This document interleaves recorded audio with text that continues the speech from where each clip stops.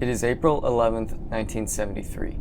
The temporary Eskimos of Keokuk County, Iowa, begin to dig themselves out of a 3-day, 16-inch snowfall event. Many roads are closed, gravel impassable, and schools are without children. The wind has finally died down enough to reveal a horizon covered in 12 feet of drifted snow. Welcome to Homegrown Stories. I'm your host, Jacob Glandon. Join me as I uncover the snowstorm of April 1973.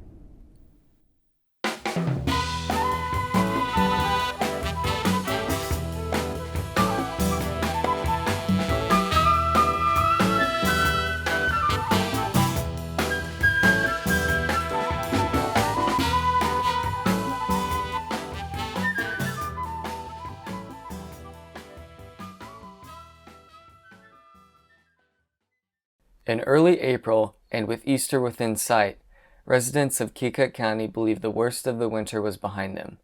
That would all change on Sunday, April 8, 1973. What started as a light snow in the morning transitioned to a heavy snow by the morning of Monday, April 9th. The snow continued to bury Keokuk County on Monday, and several roads were either blocked or closed, including Highway 92 west of Sigourney, Highway 149 at Webster, the junction of Highway 63 and 149, and Highway 21 south of Delta.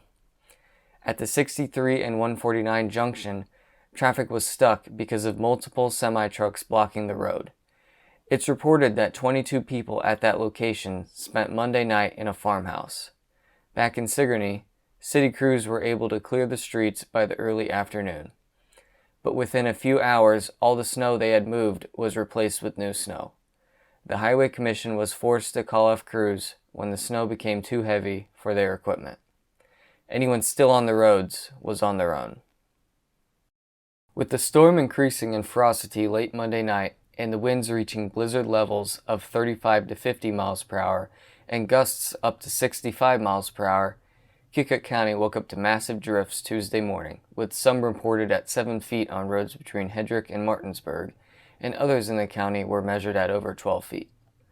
The Highway Commission resumed work on the roads and were able to open up 92 west of Sigourney at 1 p.m., and 149 at Webster was opened sometime in the early afternoon.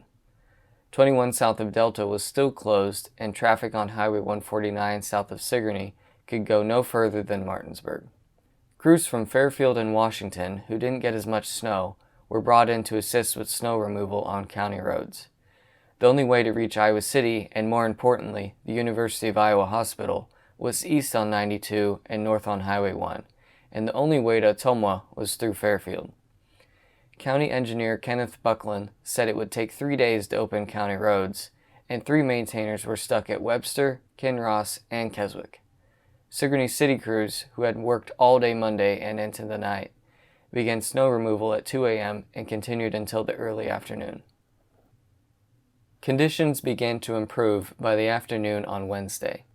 The road closure east of 63 and 149 was finally opened, but gravel roads around the county were still impassable, with crews working tirelessly to open roads. Grace Sanderson, the official government weather observer for Sigourney, set the total accumulation at 15 to 16 inches. She said this was difficult to determine because of the wind, but based her decision on moisture content. As the afternoon passed on Wednesday, it became clear that the storm was over and the long work to open roads and schools could begin. Finally over, the wrath of a late-season snowstorm was greatly felt across Keokuk County and Iowa. There was accumulation all across the state, with some areas seeing over 20 inches of snow in 16-foot drifts. Motorists were trapped in their cars on interstates and were rescued by National Guardsmen in armored personal carriers. These vehicles were used to rescue trapped motorists across the state. In northeast Iowa, 150 teenagers and their 24 chaperones were forced to take refuge at the Sacred Heart Parish in Olwine while attempting an Archdiocese of Dubuque rally. The economic losses from this storm were astronomical. Livestock, turkey, and crop losses were estimated at $138 million in today's money, and the total loss to livestock and turkey was estimated at $370,000. 14 people were killed as a result of the storm, but that total could have been a lot higher if not for the bravery shown by rescue teams across the state. So what causes an April storm to be this bad? There were a variety of factors that contributed to making this happen. In the days leading up to the storm, it had been in the 50s and 60s, typical weather for early April.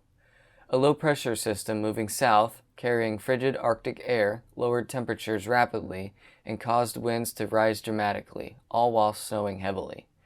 This system sat over Iowa for about 2 days before losing energy and drifting southward. Many people who lived through this storm have called it the worst in Iowa history. The Des Moines Register certainly thinks so. What do you think? Let me know in the comments. If you enjoyed this video, please like and subscribe to my channel. And join me for my next video about the record-setting winter of 1978-1979.